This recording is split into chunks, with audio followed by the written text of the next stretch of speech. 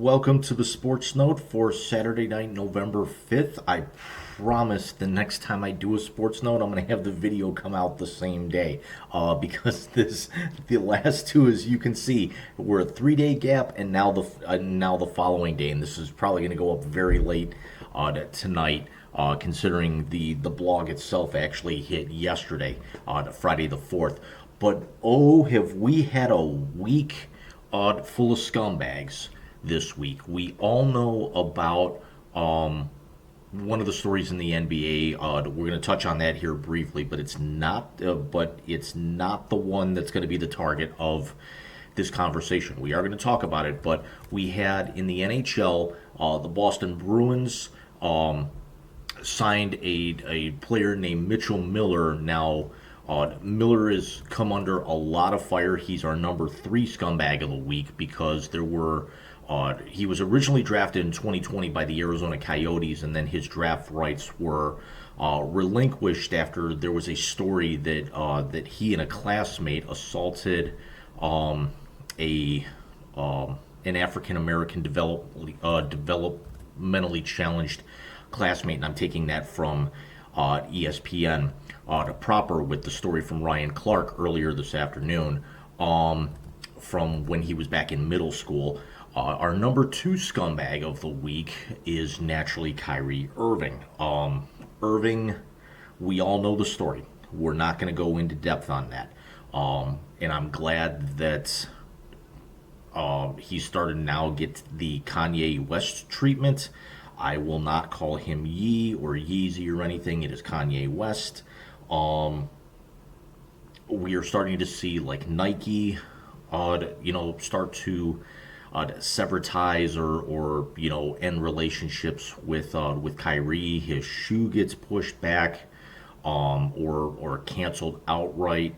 A half-assed apology coming out only really after the Nets decided to suspend him. Before, quite honestly, I think the Nets did what they did so this way they could kind of get out in front of before Adam Silver came out and like dropped a hammer of like a 15 to 20 game suspension without pay. Considering, remember, this is the same guy who refused to get the COVID shot and couldn't play at home,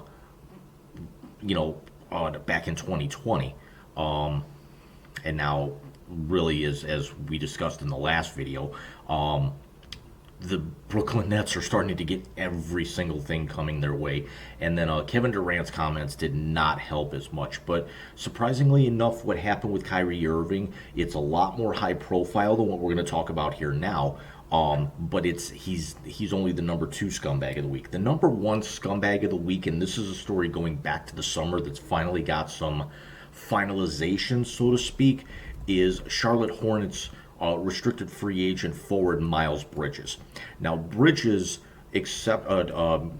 was arrested earlier this year, back in June, I think it was, for felonious domestic battery against his then girlfriend, where she was in front of her 2 young children. Bridges was the 12th overall pick in the 2018 NBA draft and was averaging 13.4 points and 5.6 rebounds in his first 4 years. The Hornets they extended a qualifying offer to Bridges, who is slated, if somebody signs him, to make at least $16 million a year. But his legal ramifications are holding that up, and you're going to see why here in a second.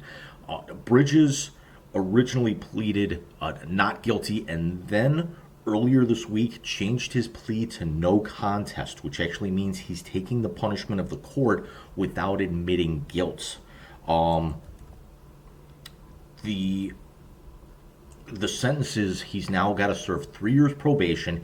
He's avoiding jail time.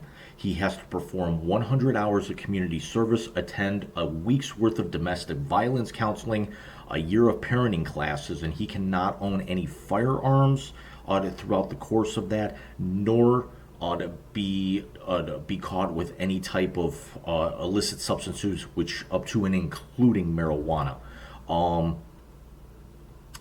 and he also was levied a couple of minor fines, court costs, things of that nature, which quite honestly, and I said it in the blog, it's money he's probably got lying around in the ashtray of his vehicle, or tucked into his sock or something if he doesn't decide to carry a wallet that day.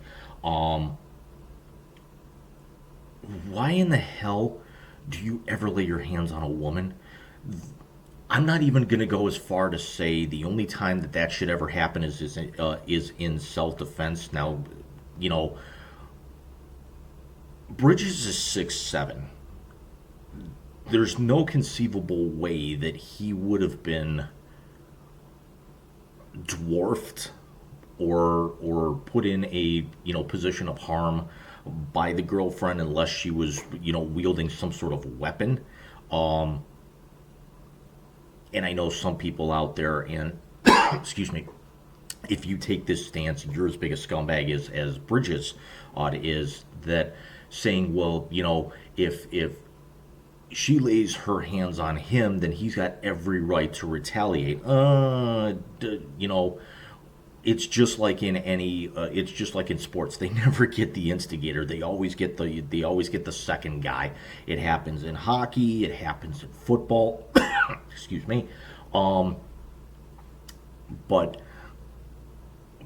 what scenario would a 6'7" odd small forward, be in a disadvantageous position, such as what Miles Bridges was? This essentially is going to hang over the remainder of his career. Now, this is also not the first time that Bridges has run afoul in a significant way. Although the last time it wasn't legal, but it was certainly with the NBA. He got tossed in a game in mid-April of last year, and then threw his mouthpiece into the stands and got fined $50K by the NBA. Now, if that fine seems a little heavy, Steph Curry got the same fine for doing it a couple of years ago. I'm sorry, back in October 2017, he did it in a game, and remember, this was the start of the following season after the Warriors blew the 3-1 lead to the Cavaliers. And if you remember, after Curry fouled out in the final minutes of Game 6 of that game, got frustrated after being disqualified, again, not ejected, but disqualified, threw his mouthpiece in frustration. It actually hit a fan in the front row. He avoided a fine for that one, but by throwing it, into the stands or in the vicinity of an official or something, Curry got broken off 50 grand as well. So there is a little bit of a history of Bridges being a hothead here, and I'm not going to try and say that I know every single thing about this case, because I've only started reading about it, and probably in about the last 4 or 5 days. I started to get a little bit more wind of it here by just maybe a couple of days before the plea got changed, because I knew I wanted to actually write something about Charlotte. And quite honestly, take all this legal crap out of here, and I'm certainly not trying to diminish what happened here by calling it legal crap, but it's definitely something that Charlotte right now, early in this year, they are 3-6, and early on, right now, as I'm taping this video, they're getting smacked around by the Nets in the first quarter of their game tonight in Charlotte. Charlotte is missing their 3 top scorers. They are missing naturally Lonzo Ball. They are missing Terry Rozier, and they're also missing Gordon Hayward. So it's their 3 biggest talents, and then also a guy who could give you 15 to 20 minutes a night in the rotation, give you potentially double-digit points, and also kind of spread your lineup out. He was the idea that Bridges could also spell Gordon Hayward, in the lineup. So at the very least, this is actually by him not being around, and whoever matches that offer, who's to say that Commissioner Adam Silver doesn't come along and hammer Bridges more, because this is actually now a legal matter that's been educated in the courts. Um, he's accepted a penalty. He is under probation, and it's not just simple misdemeanor, something like marijuana possession or speeding tickets or something. This is felony that he accepted the no contest plea on, and accepted the 3 years probation. So I can't think of the last time I actually remember something of this nature where a felony was involved. Um, I'm actually hard pressed to think about it in some of the other sports, just kind of thinking off the top of my head, probably because Bridges isn't a household name. Um, like potentially we saw with like a Ray Rice or a Kareem Hunt or a Ray Lewis in the NFL, or potentially, the controversy surrounding Patrick Kane a few years ago with the Chicago Blackhawks in the NHL, as an active superstar, you know, facing very, very serious and potentially felonious matters. Um, but this is Congratulations, Miles. You are the scumbag of the week here, and it's not even close here. You are a country mile ahead of the pack here. Um, he deserves everything that he gets with this. And I'm hoping that Adam Silver does come out and kind of make an example out of Bridges once he does sign with the team. Whether nobody, now that all the legal ramifications are essentially over, the sentence and the punishment have been handed down. The Hornets are now able to officially sign Bridges if they want. Another team can send out a qualifying offer, but don't expect to see Miles Bridges on an on an NBA court really any time here. I would think until after Thanksgiving at the earliest, because I'm not even sure if he was allowed to practice with this. We don't know what kind of game shape he's in. Naturally, now he'll have missed the first 9, at least 10 games of the season, so he's going to need to get himself back into game shape. Um, and this is also just more bad news for the Charlotte franchise, who lost all 5 of their preseason games. And I get it, it's preseason, it doesn't really matter, but it allows some guys to get kind of tuned up for the regular season.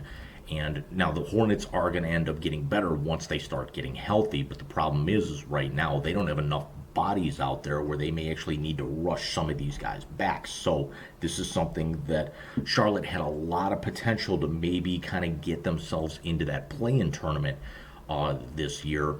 And really through the first, again, 8, 9, 10 games, they're starting to dig themselves a pretty decent hole.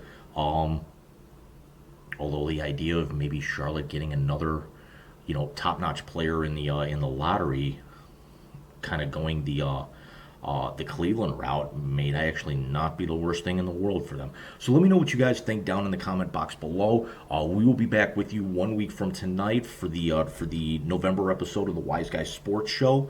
And Mike and I actually have a couple of fun topics that we're working on. I will try and be back with you guys sometime early to mid next week. With another regular edition. Things just got a lot more chaotic at work. So don't be a little bit surprised you see me doing a little bit more content to try and at the very least keep my stress level down with what just actually occurred here in the last maybe 48 hours at work. And also, the more active I stay, the less this flu shot is done kicking my ass for this weekend. So I will see you guys very, very soon. Take care, and again, we'll see you next Saturday night with the Wise Guys.